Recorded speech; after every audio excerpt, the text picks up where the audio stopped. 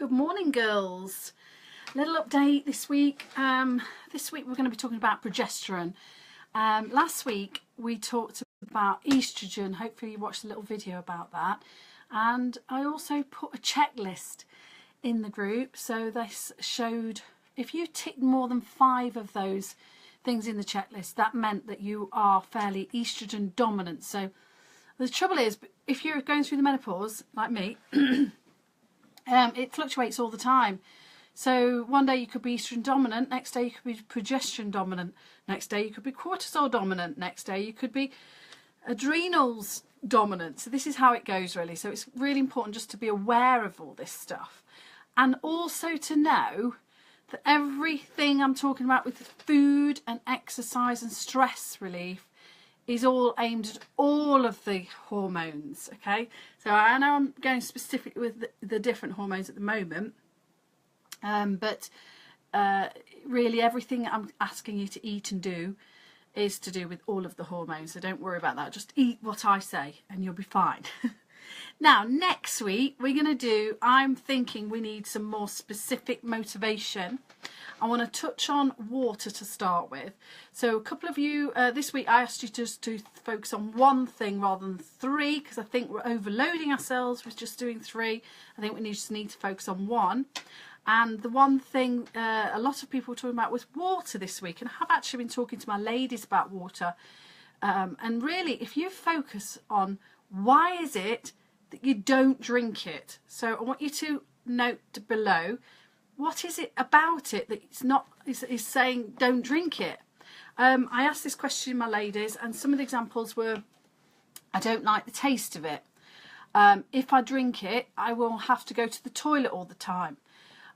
If I drink it, it makes me feel sick. One lady felt physically sick when she drank it. So let's just want to say one statement here. Your body can't live without water. That's it. Just think about that.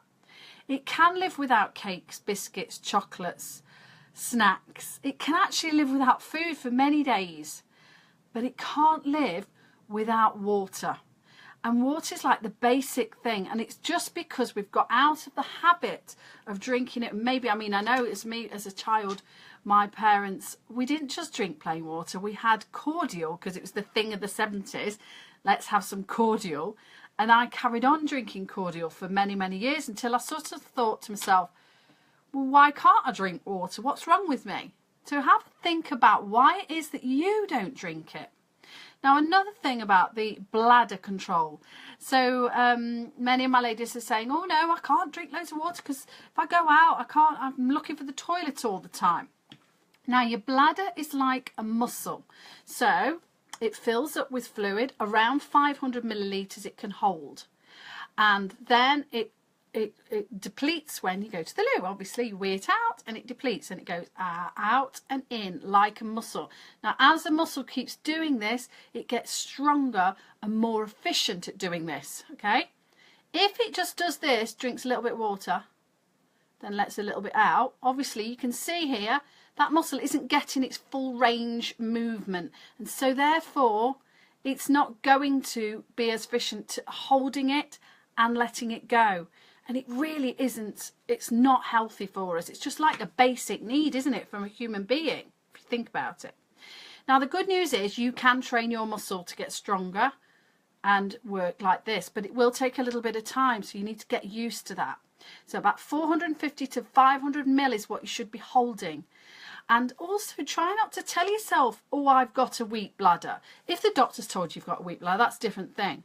But if you're just telling yourself you've got a weak bladder, you actually, mind really works with your bladder. It honestly does. I know this because I've been training myself recent weeks, and it definitely mind over matter. So you're out and about in town, and I used to do this all the time, going, right, where's the nearest loo? Where's John Lewis? I need to get John Lewis. There's the toilet. Where's the toilet? McDonald's. I can go to McDonald's.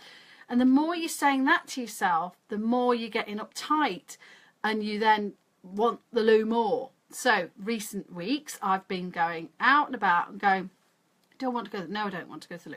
Just calm down, breathe, using the breath deep breathing and just focusing, changing the subject in your mind and just saying, you know what, you haven't drank 500 ml and you only went like an hour ago and you didn't even drop 500 ml then. So just think about that actually, have you really got a weak bladder, or do you need to train it so it's stronger and bigger and better? Okay, just think about that. My mother-in-law has just had a problem with her thyroid and she's been to the consultant and they're saying she's got too much calcium in her body because she doesn't drink enough water. And it's like simple as that, isn't it? But she told him, well, I've got a weak bladder. I've always had a weak bladder. But she's been telling herself she's had a weak bladder for years and therefore she's got a weak bladder. So if you really are the essence of the stories that you tell yourself. That's for another video. We've got so much mind stuff to get through. So that's really about the water thing. So firstly, I want you to comment below, why is it that you're not drinking the water? I want some really good answers to this. I want you to have some proper ways of saying actually no. And while I'm talking, have a drink of water. Okay, so that's point one. Now, next week, we're going to do a 7-day challenge if you're up for it. I've just created this document here. I'll post a picture of it below. But this gives you a tick sheet. And it's tick sheet of different things that you've got to do every single day. So, for instance, day one, you make sure that you've got an alcohol-free day. So you tick there, you get 1 point. Next bit, drinking 2 litres of water a day, just as what we've been talking about. Step 3 is not eating any sugar that day. Step 4, I did the workout, either a weights workout or a cardio workout. You get a point for that. I'm going to do a daily little pep talk, like a motivational video next week for 6 of the 7 days. So you can tick that when you've watched it.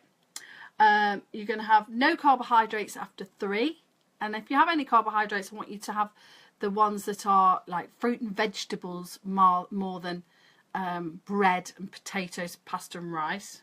So no carbs after 3, and walking at the bottom. Walking get 2 points for, and no carbs after 3 you get 2 points for as well. So then at the end of the day you can score in this group how many points you've scored. And each week, every day, and then we can add up how many points everyone's got. And then at the end of the week, the person with the most points will get a prize. I don't know what the prize is yet. I'll think about that one. I'll post below what the prize is when I've thought about something. And then that might help to motivate you, because I believe that you know what to eat now. You know what to do. You've been in this group for about 8 weeks now, maybe more. 9 weeks. I think we're on week 9 of this 3rd semester, and you know what you should eat, but it's the motivation to do it. And September's a fantastic month, I believe, to restart and regather yourself and regroup and go for it.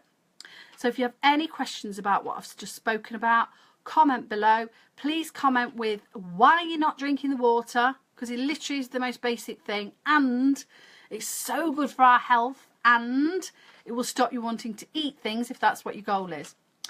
Anyways, goodbye for now. I'll see you next week.